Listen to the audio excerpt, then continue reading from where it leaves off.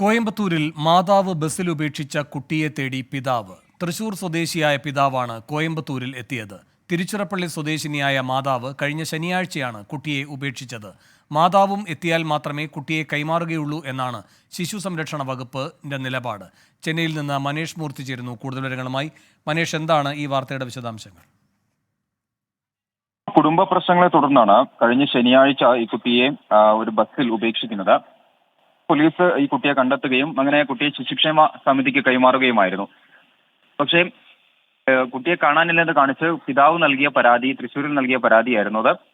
ഇതിന്റെ അടിസ്ഥാനത്തിൽ പോലീസ് ഇത്തരത്തിൽ കുട്ടിയെ കണ്ടെത്തിയിട്ടുണ്ട് എന്ന് അറിയിക്കുകയും ഈ ശിശു സംരക്ഷണ വകുപ്പിന്റെ ഓഫീസിലുണ്ട്, അവിടെ കേന്ദ്രത്തിലുണ്ട് എന്ന് അറിയിക്കുകയുമായിരുന്നു. അങ്ങനെയാണ് ഈ പിതാവ് ഇവിടേക്ക് വരുന്നത്, കോയമ്പത്തൂരിലേക്ക് വരുന്നത്. തൃശ്ശൂർ സ്വദേശിയാണ്. എത്തിയെങ്കിലും കുട്ടിയെ കൈമാറാൻ എന്തായാലും ഈ ശിശു സംരക്ഷണ വകുപ്പ് അനുവദിച്ചിട്ടില്ല. പ്രധാനപ്പെട്ട കാര്യം, മാതാവ് കൂടി വന്നെങ്കിൽ മാത്രം, കാരണം 4 മാസം പ്രായമുള്ള കുട്ടിയാണ്. പിന്നെ ഈ കുട്ടിയെ മാതാവിന്റെ അനുമതിയോടുകൂടി മാത്രമേ ഏതെങ്കിലും തരത്തിൽ കൈമാറ്റം ചെയ്യാനാകൂ എന്നുള്ളൊരു നിലപാടിലാണ് എന്തായാലും സംരക്ഷണ സമിതി പ്രവർത്തകർ ഉള്ളത്. ആ രീതിയിലാണ് എന്തായാലും അദ്ദേഹം ഇന്നിപ്പോൾ കോയമ്പത്തൂരിൽ എത്തിയിട്ടുണ്ട്. പിതാവ് കോയമ്പത്തൂരിൽ എത്തിയിട്ടുണ്ട്.